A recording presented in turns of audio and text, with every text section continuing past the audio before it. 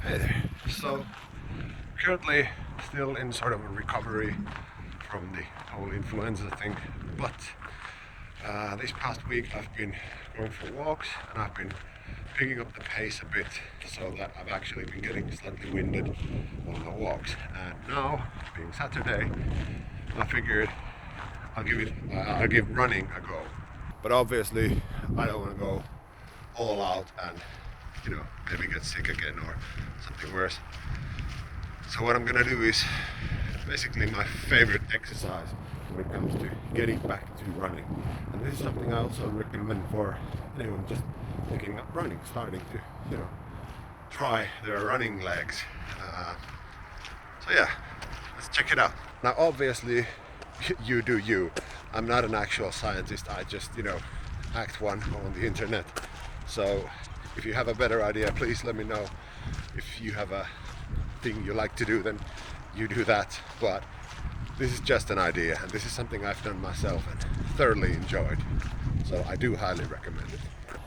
And in essence, this is just an interval thing or a fartlek, what have you. It's lampposts, and what you do is you walk for a specific number of lampposts and then you run a specific number of lampposts. And when you're starting out, it can be, you walk for 2 and you run for 1, or you walk for 3 and you run for 1, or you can switch it up once you're a bit more advanced or in better health. You can do you walk for 1 and you start running for 3 or 2 or what have you. Or you can increase it by, you walk for 1, you jog for 2, and you run for 1. You can really personalize it to make it fit your current situation better.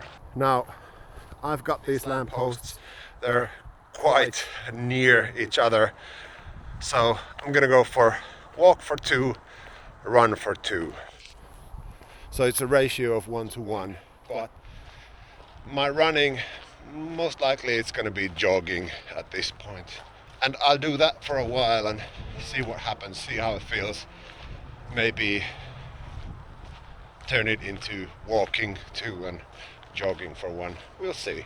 But the idea is to honestly pick up the pace and pick up the intensity and see how it feels. So let's go. No, not yet. Once I reach that lamppost, then let's go. And the idea behind this exercise is that it forces you to take it easy.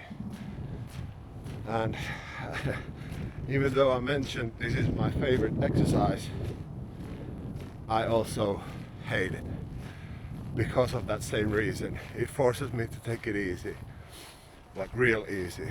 And mentally it doesn't feel like I'm actually making any progress, where in fact that's exactly what I'm doing. Because if I were to go too hard, then that's when I would perhaps feel fine during my workout. But once I get back home or the following day, that's when the reality strikes, and that's when I feel like either I fall ill or I'm sore all over, or just beat up entirely. And this way, because it's only 2 lampposts and it's a slight jog, I can't go too hard. I can go idiotically long, but I'm gonna call it in at like 30 minutes or 45 minutes, so that won't be an issue either. And the same logic applies when you're just starting out, whether it's the gym or running. It's gonna feel fine even if you go too hard on your first day. But the following week or what have you, it's not gonna be fun, and you're not gonna come back. So you're killing your consistency on the first day. And consistency, as we know, that's the key. It's not about the pace, it's not about the distance, it's about consistency. So forcing yourself to take it easy from the get-go and then building that distance, building that intensity at a sustainable level. That's the key. So therein lies the logic behind these lampposts, because once you start with, say, ratio of 1:1, you can start increasing that ratio, you know. Next week you can start running for 4 and walking for 1, or you know, something like that, whatever suits you, but still forcing you to take it easy enough so as to maintain that consistency, not break you completely. So yeah, it does feel annoying though, going so easy, especially once you experience your capabilities and you know that this is just so slow and done. Like, yeah, it's not fun, but it's smart. That's what it is. So I actually ran out of battery, and looking back at the footage, the audio was just horrible. Apologies. But what I was still about to say is this sort of interval training has its part in any level of run training, whether it's professional or amateur or just starting out.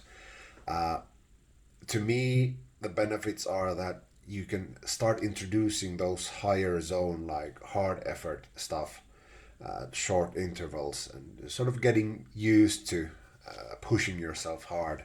And mostly, I feel like it's a mental thing. Obviously, it's a physiological thing as well, but like mentally, when you're at that place where you know you still have to go all out for, I don't know, 10 seconds at a time, but for 5 more times, it's you really need to dig in deep for those.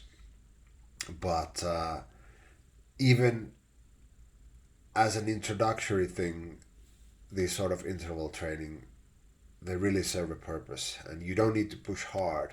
You can use this as a limit to prevent yourself from going too far, pushing yourself too much. And yeah, luckily for me, that workout felt great. Next week, I'm gonna start, introducing actual running to my workouts again, and hopefully things will look a bit better when it comes to future. But anyway, that's it for this week. I hope each and every one of you has a glorious day. Take care. Bye.